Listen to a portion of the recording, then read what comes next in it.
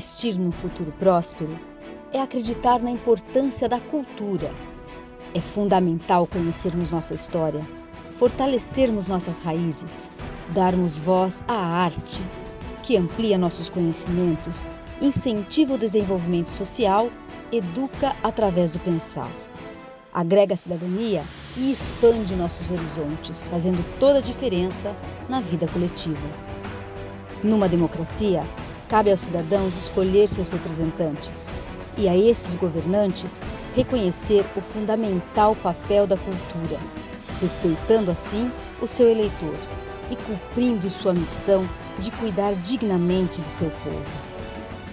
O programa Amigos da Arte deixa aqui para você que deseja nos representar no próximo mandato a seguinte pergunta: e a cultura, como fica? Olá, bem-vindos ao programa Amigos da Arte. E a cultura, como fica? É o que nós queremos saber. Nesta série, vamos trazer até vocês todos os pré-candidatos na eleição 2020 da nossa cidade de Tietê. Abrimos esse espaço para que eles possam nos mostrar o que eles pensam sobre esse assunto. E também, é claro, para conhecê-los melhor, para que possamos votar com responsabilidade. Nós, do programa Amigos da Arte, já estamos há 4 anos fazendo a nossa parte, divulgando o cenário cultural da nossa região. E nesse momento, não poderíamos nos ausentar, pois queremos o melhor no quesito arte e cultura. Portanto, vamos ficar atentos a todas as propostas e aos posicionamentos em relação ao tema em questão. Vamos lá? Olá, Anabete. Olá, pessoas que acompanham o programa Amigos da Arte. Vou tentar aqui explanar um pouquinho. A Anabete me deu a honra de me questionar a respeito da cultura das pessoas que pretendem ocupar um cargo público em nossa cidade.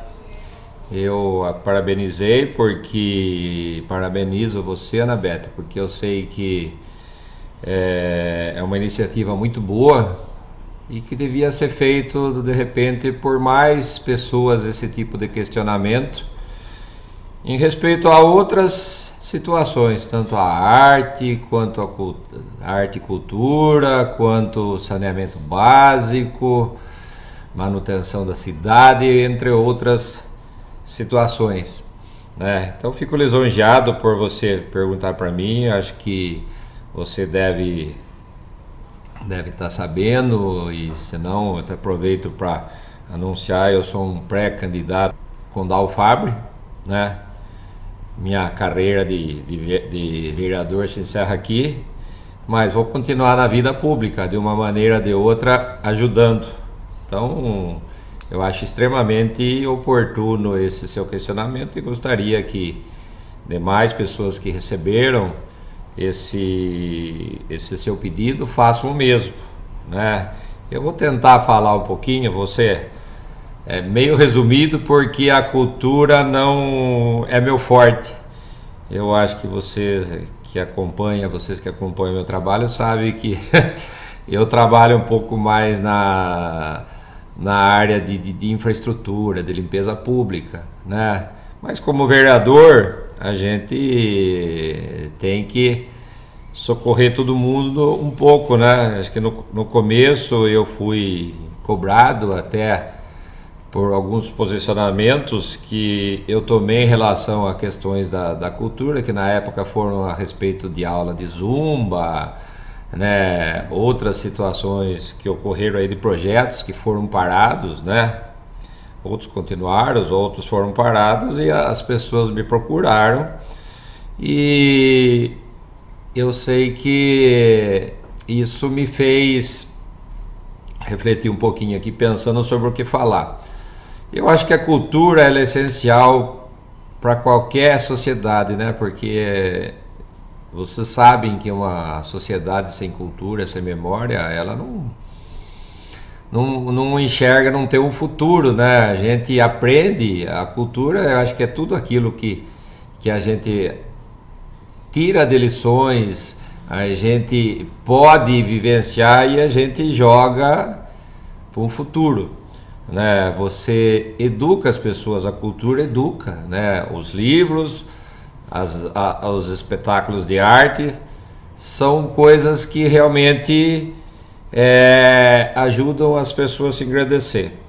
E o que eu poderia dizer para você a respeito da política, não, da cultura? Eu acho que recentemente eu fui procurado pelo meu amigo Luiz Sandei, também uma pessoa que batalha muito pela cultura. Ele me questionou, ele falou: João Carlos, Tietê não tem um conselho da cultura? Eu falei: juro que eu não sei. Perguntei para o nosso amigo Robson lá, que tanto nos ajuda na Câmara lá, e ele falou: não, Tietê não tem o comitê, um conselho de cultura. Então eu falei: por que não formar? Tá? A gente tem uma coisa, eu tenho a humildade de saber quando eu não entendo de uma coisa, eu busco saber e busco me informar através de pessoas que sabem e que entendem daquilo.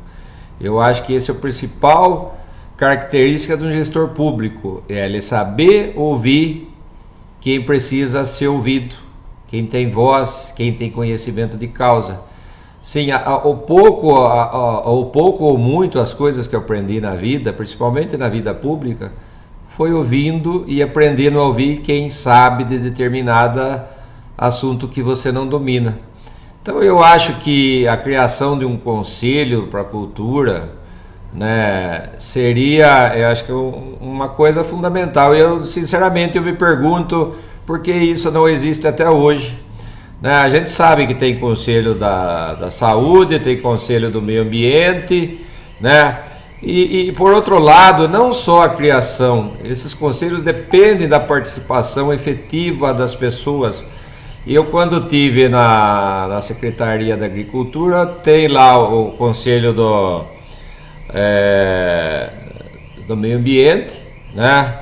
E a gente via a dificuldade de você encontrar pessoas dispostas a participar. Muitas pessoas se dizem lutadoras do meio ambiente, né? O CONDEMA, o Conselho de Desenvolvimento Municipal, se não me engano, é do meio ambiente.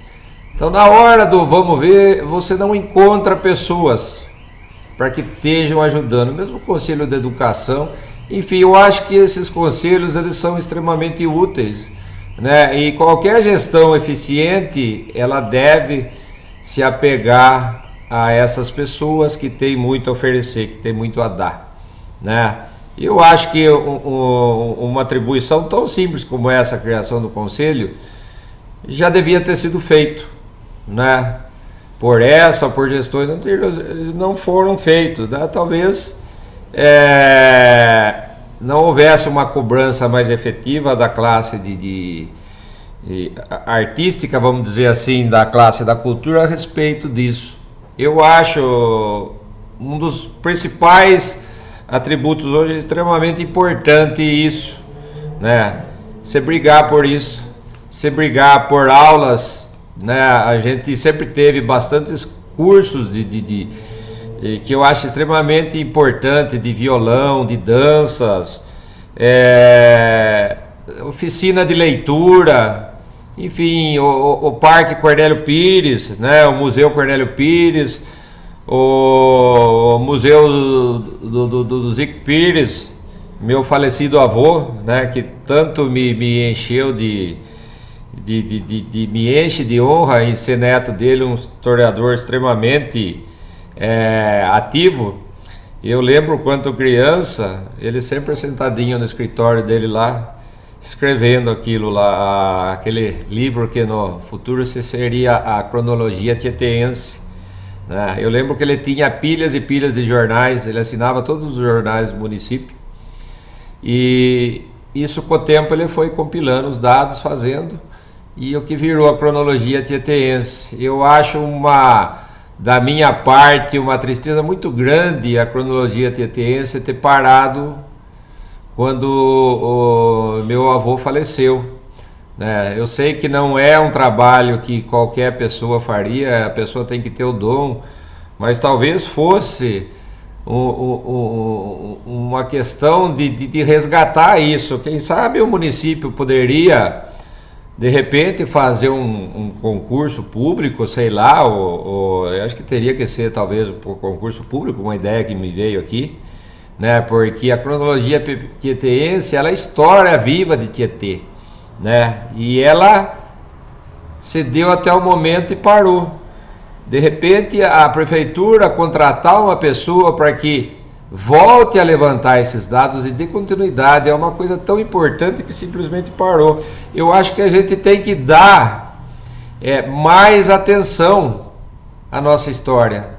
A cultura é, sim, principalmente história, né? Mas é aquilo também que você ensina ao povo, que você dá conhecimento, que as pessoas passem a admirar e passem a gostar, né? Eu vejo com muita relevância que a gestão, seja ela qual for, ela dê esse tipo de apoio para essa secretaria. Eu vejo a secretaria hoje muito largada, sinceramente, tá? A gente não quer fazer críticas, né? Mas a gente quer propor soluções. Mas eu acho que a gente tem que aprender com aquilo que está errado, que se melhore, né? Nós não podemos ter uma Secretaria de Cultura que sempre foi tratado como coisa de segundo plano, né? Hoje você vê a Secretaria de Cultura totalmente parada, né? Você não vê nenhuma atividade, tudo bem, você tem a pandemia, mas até então ela teve muito parada, né? E isso não só nessa gestão, em outras. Eu acho que ela tem que buscar, o gestor ele tem que buscar formas de trazer um pouco de entretenimento, de cultura à população, que as pessoas precisam tanto, né? E nada melhor do que resgatar a memória, do que promover cursos, promover oficinas que realmente elas tragam essa dinâmica de volta, né? Que realmente ponha à disposição da população aparatos para que a população ela possa usufruir da cultura. Eu vejo realmente muito nas administrações, não só a nível municipal, a nível estadual, a nível federal, um abandono da cultura, né? A gente vê tantos países que são tratados com tanto respeito, tanto zelo pela cultura, que parece que é muito mais um fardo do que um dever de transmitir ao cidadão. O que eu poderia falar mais, né? Como disse, não é uma área do meu conhecimento, mas a minha vontade em fazer a coisa certa é muito grande. E volto a dizer, eu acho que o melhor caminho para se fazer a coisa certa é você ouvir as pessoas. Quando você está disposto a ouvir, você está disposto a buscar um caminho, você já tem metade daquilo que você precisa para conseguir. Porque é muito duro quando a gente vê gestores públicos que simplesmente se fecham em suas carapuças, em suas, vamos dizer, em suas cascas, e não ouve o que a população tem a dizer, o que a população pede. Eu acho que esse seria o principal ponto que eu gostaria que fosse feito, né? Que o gestor público, né, que venha a ganhar a eleição, né, e se eventualmente eu, como um futuro candidato a vice-prefeito e numa gestão formada com o vereador Dalfabre, que a gente possa implementar esse diálogo com a classe cultural para trazer, vamos dizer, trazer e ouvir perspectivas e pôr isso em prática. Eu falo sempre, e não só na cultura, em qualquer área do município. Hoje, o município, a gente tem que começar pelo básico, pelo simples. Não adianta você propor projetos faraônicos para a cultura, para qualquer departamento da cidade. Hoje nós precisamos do feijão com arroz.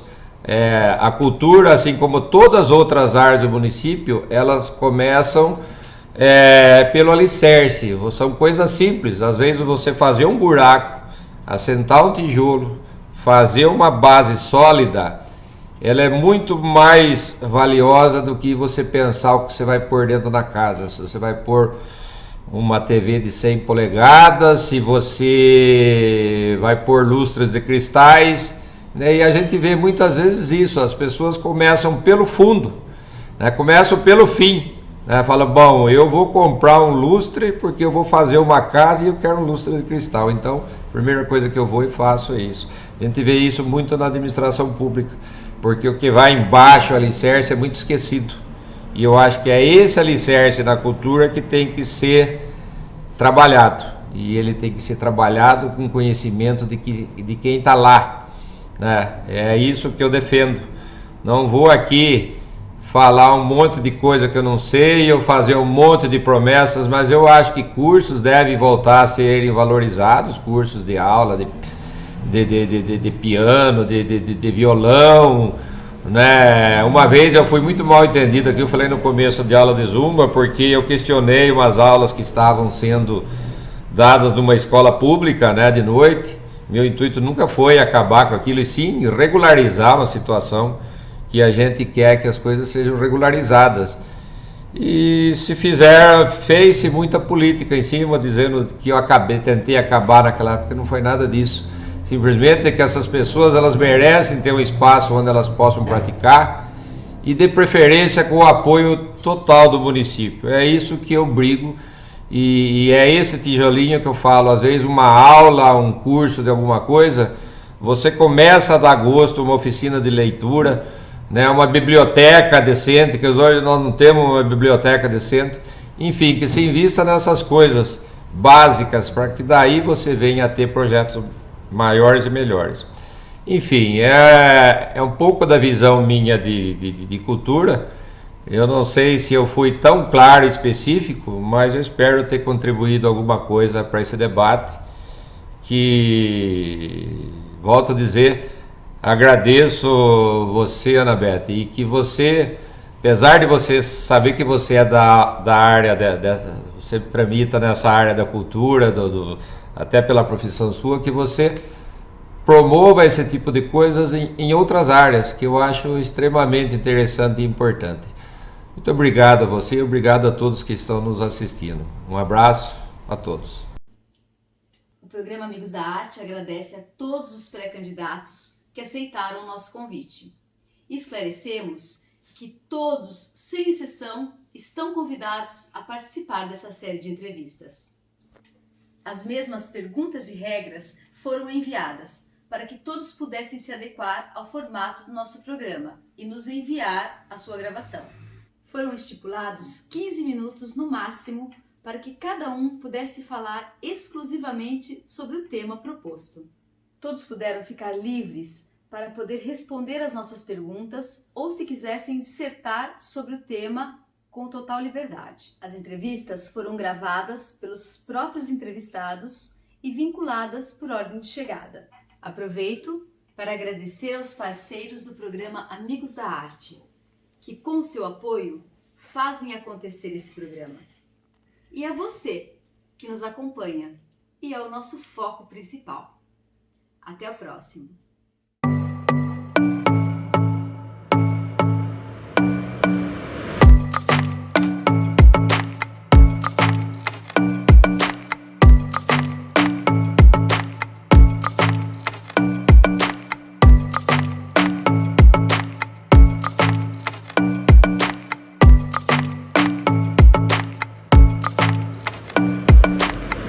Olá, bem-vindos ao programa Amigos da Arte.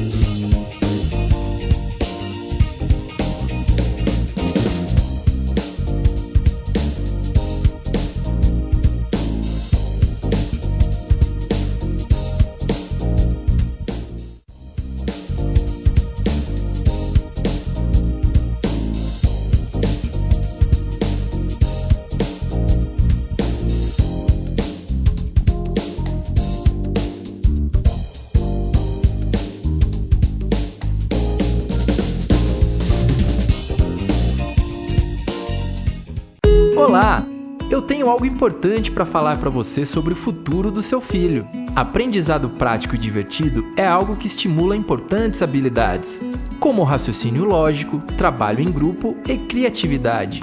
Tudo isso é possível através de cursos como robótica, youtuber, programação, desenvolvimento de games e muitos outros.